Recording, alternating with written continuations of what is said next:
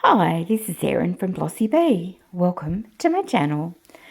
The plan for this video is to finish off the pieces created from my recent TEMU haul, including necklaces, bag charms, fridge magnets and more. This is part 3 of this series, so if you haven't yet watched part 1 and 2, I recommend you do so first. If you're interested in any of the items I use, all of the details are included in part 1. And all of my makes are beginner friendly. So I use an Eco Casting Powder in part 1 and 2-part epoxy resin in part 2. As I'm recording this voiceover, my voice is quite scratchy, so I'm going to alternate between using this and also the original audio that I made when I was crafting the items earlier. I hope it doesn't cause too much of an issue. Because of that though, it will be a longer video. So in the part 1, I unboxed the order and I made these gorgeous little cow planters and houses with an eco casting powder. They were just gorgeous and I wanted to see what they would look like in resin. So in part 2, I made them in resin and you'll see them. And I also made some gorgeous mini dinosaurs, bunnies, and our night lights and some jewelry. There was so much. I thought I'd just have a look at the little owl. So this is the box, mould, trinket tray, whatever we're going to call it, nightlight base.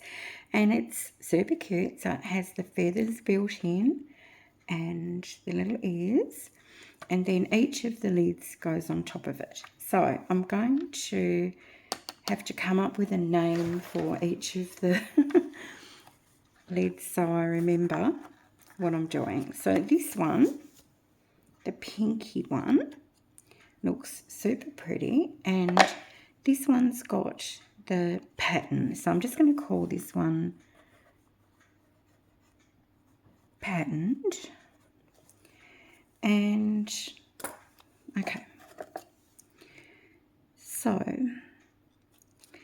it's come out really pretty. If it wasn't such a hectic sort of a glitter, I think you'd see a lot more.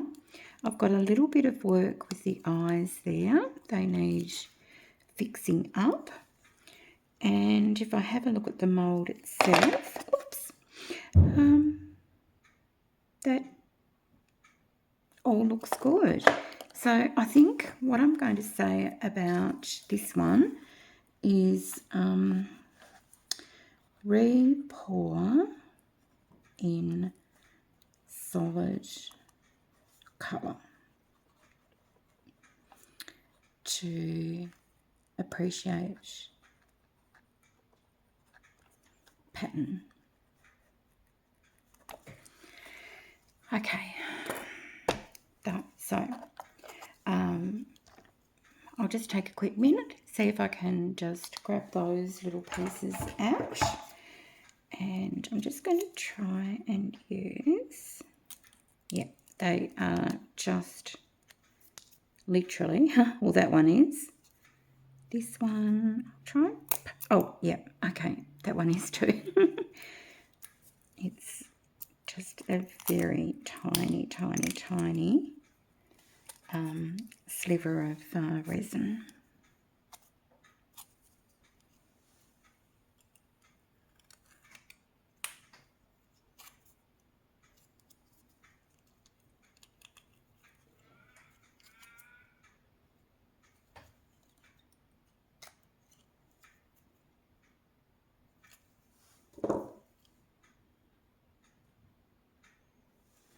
Okay, so that one is super cute.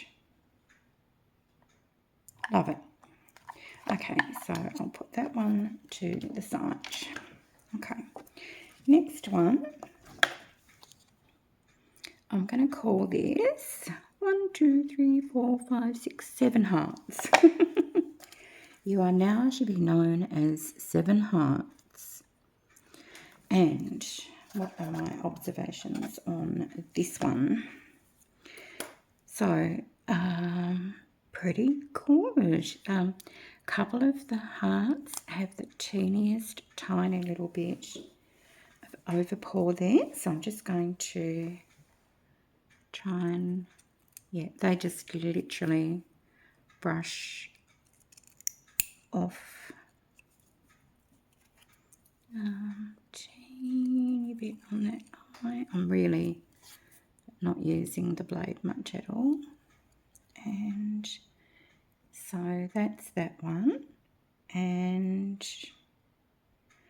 I think it's really pretty. So that would be what that one would look like. Okay, so I'm going to put down, perfect. I don't get to put that down very often. Perfect.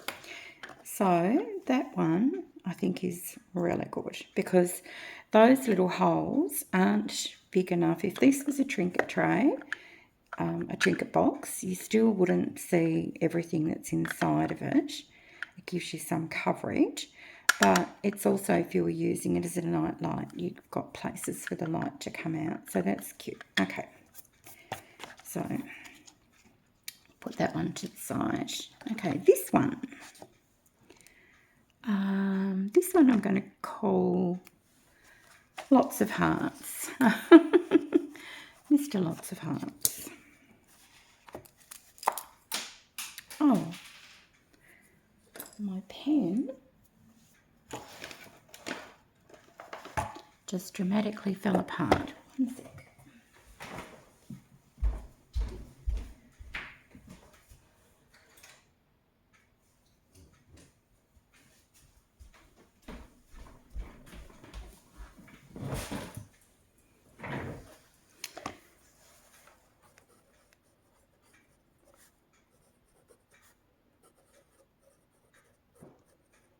Okay, so let's investigate this one.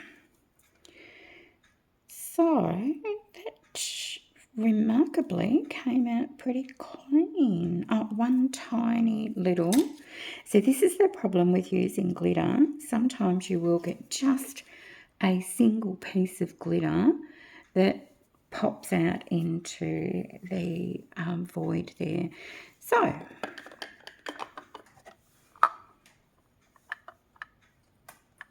perfect. Exactly the same as the last one. I think enough holes there for light to come through beautifully and enough coverage to make it a great trinket tray. So another perfect. Yay. Okay, I'll put this one to the side. Now this one, okay, so this one's plain. I'm going to call this one plain. Poor little owl, but anyway. So we can see there that it is literally just cast in a solid piece. I did get a little bit of overpour in the eye, and that has just come straight off and nowhere else. So this one could be cute to put additional embellishments or a name on. So let's have a little look. Yeah, that's cute, isn't it? Beautiful. Okay, I'm going to say that one's perfect too.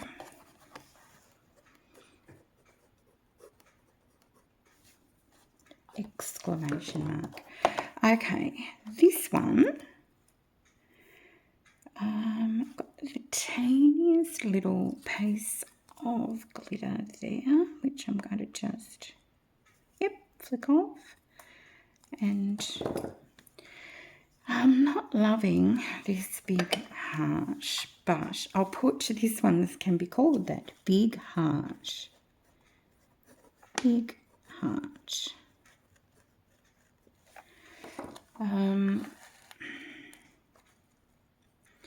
Actually, it's really lovely, isn't it? And I really don't think that would be a problem if you're using it as a trinket tray. You could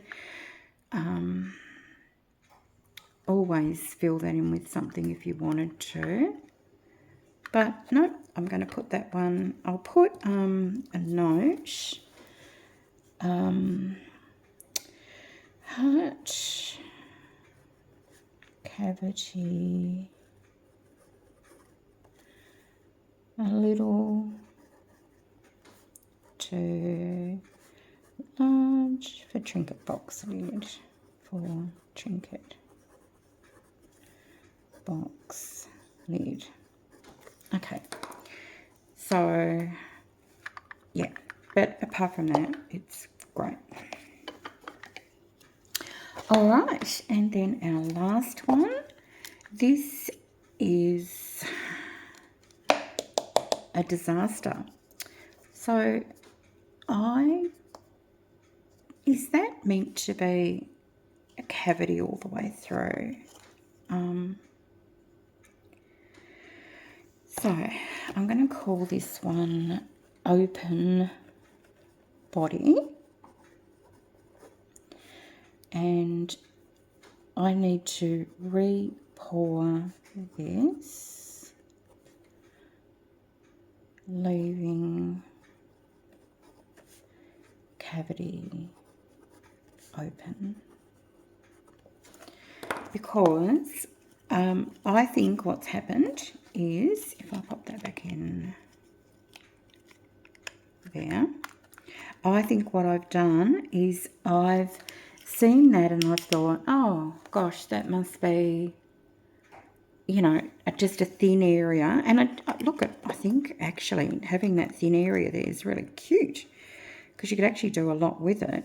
But of course, as soon as you do that, the silicone flows over into the other pieces, which is why I've got this, which is why it's unusable. So this one I'll be just breaking up to use in other resin pieces, but I think if I re-pour it, we'll get a better idea. And my suspicion is that it is going to be exactly like this, with a large hole in it, and for that reason it wouldn't suit my current purposes. But let's have a think. So if, for example, you were going to do this out of an Eco Casting Powder, and you were going to put a small tea light in there or something, then a hole like that could be cute. It could be a little, you know, display for something small. So still definitely worth checking out. Done. Okay, so I've got my notes. So I'll put that one to the side and the owl to the side. And then I wanted to have a look at our little donut pieces. And because it was the first time I've ever made anything like this, I wanted to have a closer look. So I've got them all turned over on their front, and I just love them. I think they look great. This one I can see has a little bit of overpour in the middle. Oh, I think that's just left the building on its own. Beautiful. This one is gorgeous. This one is gorgeous. Teeny little bit here.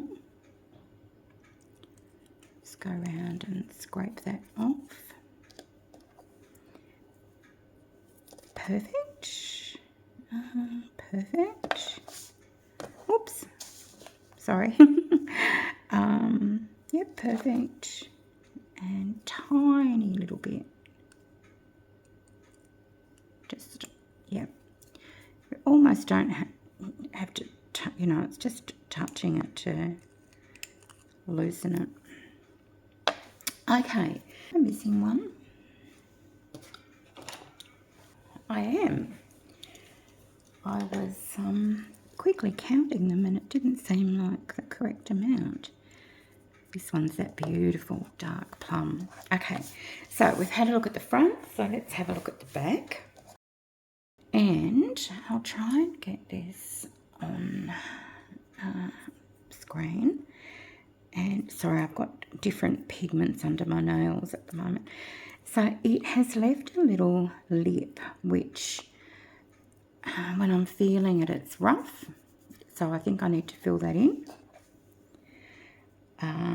This one is pretty perfect. It feels good. Tiny lip in that one, so I'll put those ones up there. And definite lip there. You might be able to see on the different angles. And there. And there. That one's great.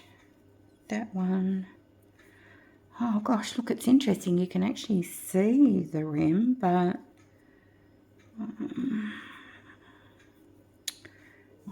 I don't know, maybe a light sand and that might be okay.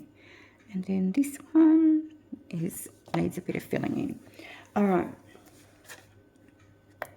What I'm not thrilled about is that I really don't like having to do double duty on things. So I guess this comes down to the pouring technique. And if I re-look and see how I poured these three, there would be something different to these.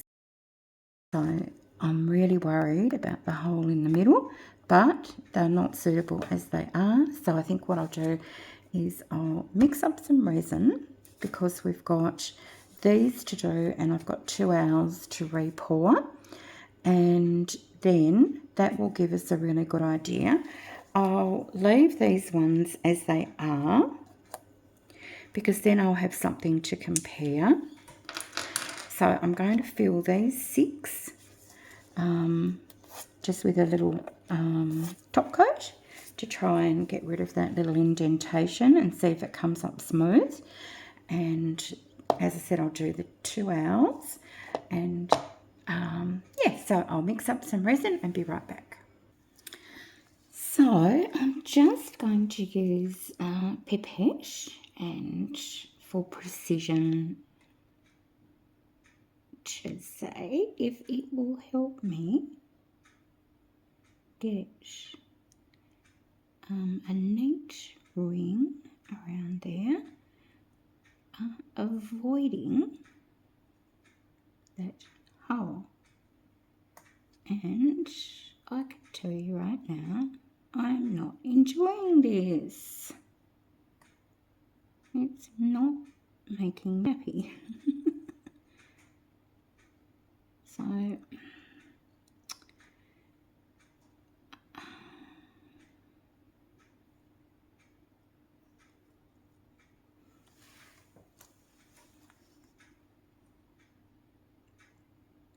I can see that this would actually be quite calming and really like an appealing task to some people. The precision and the, you know, level of care needed. For me, I don't know, I just find it very frustrating. Now, is that a little bit of resin there? I really don't want to get too touchy-feely with it, because I don't think it would take much to have them go over the edge there. So I've got my head down quite low and on an angle, and I'm just trying to make sure that I get as close to that centerpiece as I can without the resin dripping over, and as close to the outside as I can. The same. And if it does drip over, I'm afraid I'm going to have to just start again. Move that one a little bit away. This plum colour, gosh, it's just got so much depth to it. It's beautiful. All right.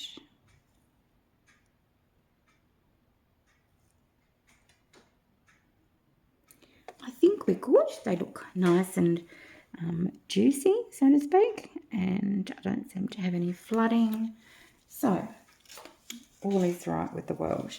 Now, this one, I was going to try and have a little go at using a pipette as well and making the beak and the glasses or the eye pieces silver.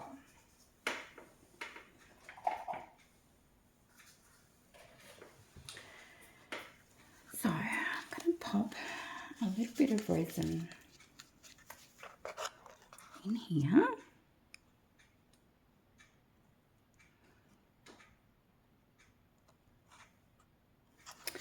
And I thought I'd add in some of this gorgeous Resiners Laser Silver. I've had really good results with this, not sort of sinking as much, and it's very holographic, very pretty.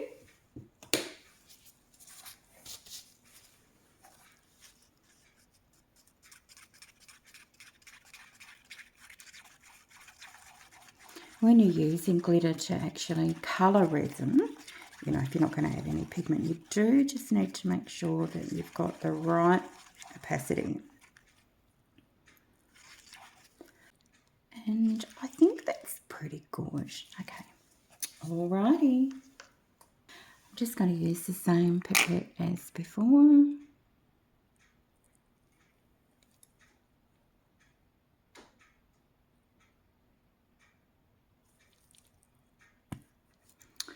Okay, and let's see how we go. So we can do the little beak.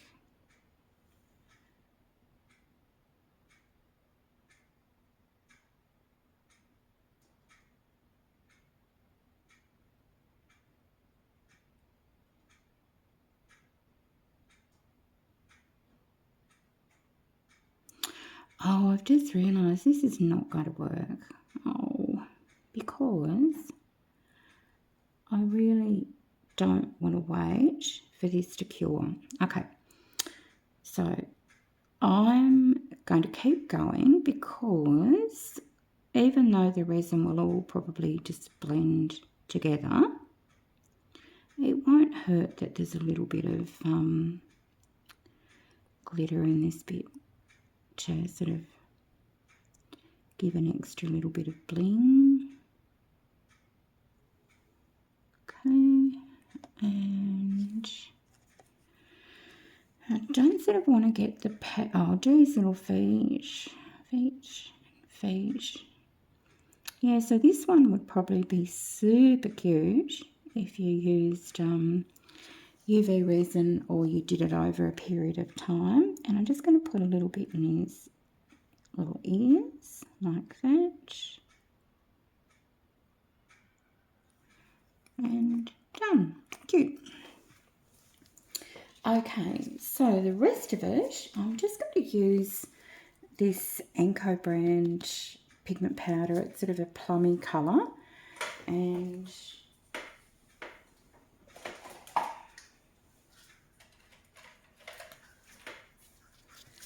I just need to mix up a small batch.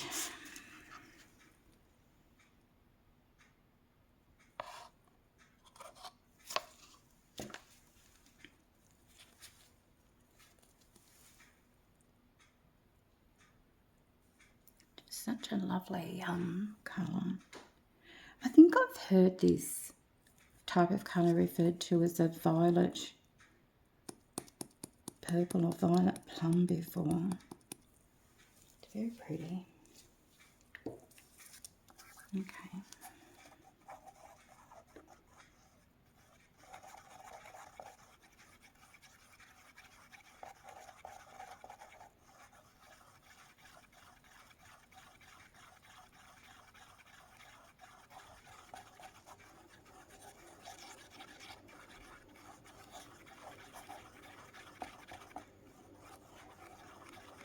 Okay, that's looking so luscious. It's not enough. I can easily mix up a little bit more.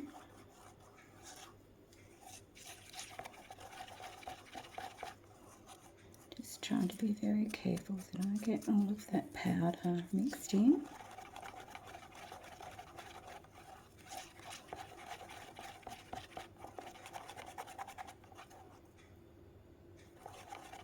Okay, I don't want it completely opaque, I want it very light and gentle.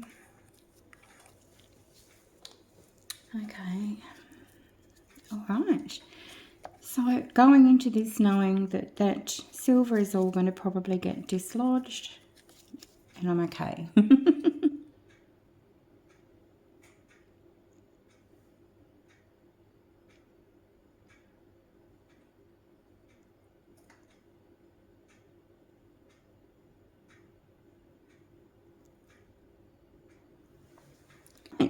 I don't think I need to put maybe a teeny bit more in.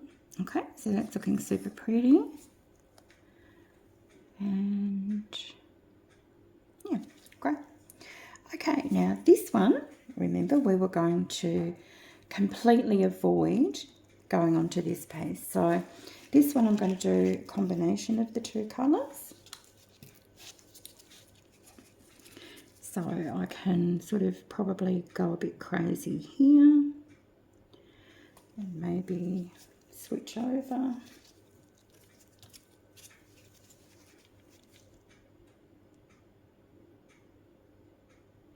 Oh, go completely crazy by tipping it onto the surface. Okay, and we want a bit down here.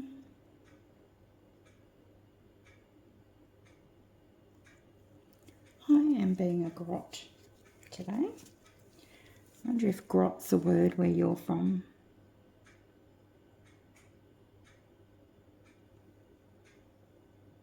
It means someone who's making a mess.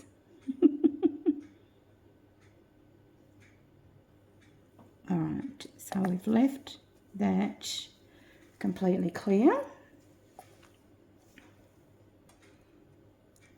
And yeah, look, I think that's great. I'll check these again and they are all looking good. So I think we're going okay. So what I might do is just, what am I going to do? I was going to try and clean up under it, but you know what? I think I'm probably just better off leaving it and pulling the cured resin away from it in the end. Now, I've got a little bit of each left. Let me think. I think it would be great to do another base because I've got so many tops now, and at some stage I will need to make a base for all of them, so why not start right now? And I think if we just do similar, do we do a bit of stripes maybe?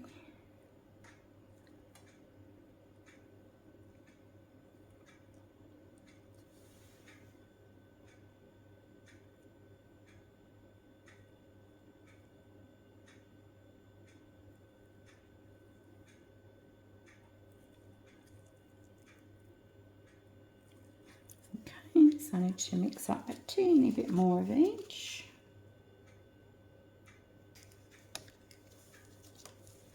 So I've mixed up a little bit more of the glitter, and that can go in like that.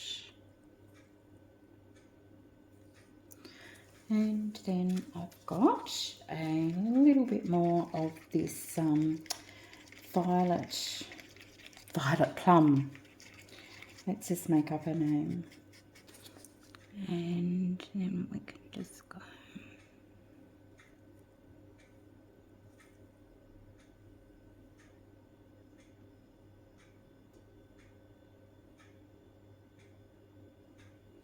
Make some sort of fancy pattern on the back.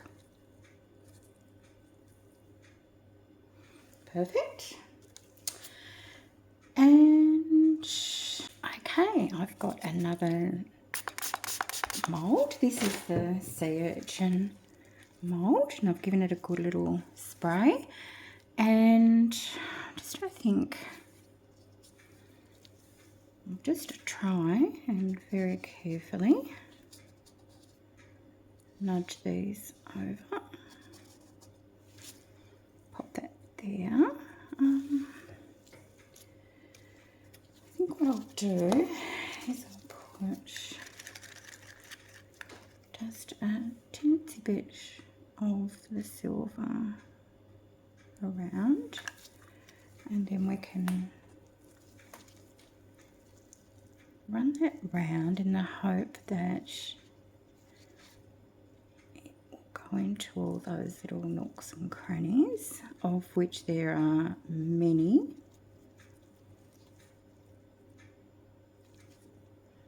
Even if it doesn't stay in there, I feel happier knowing that it's been in there, and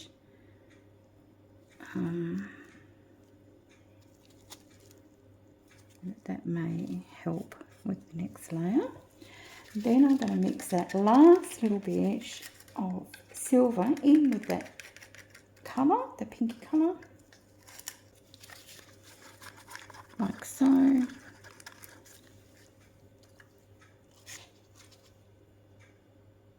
Teeny bit more resin, and if this is not enough, I'm just going to top it up with clear. Okay.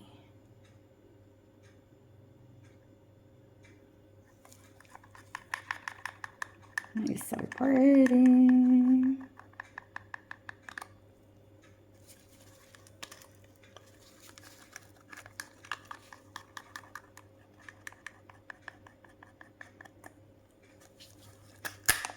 Oh, that was somewhat dramatic.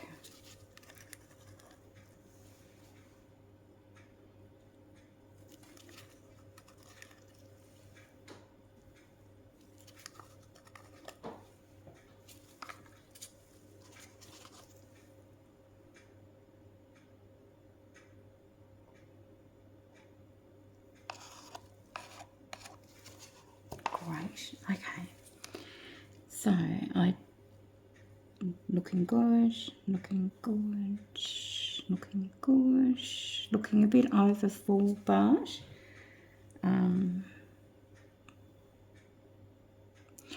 oh, that's right, this one did overflow, didn't it? Let us just do some social distancing, and I'll keep my eye on that over the next few minutes.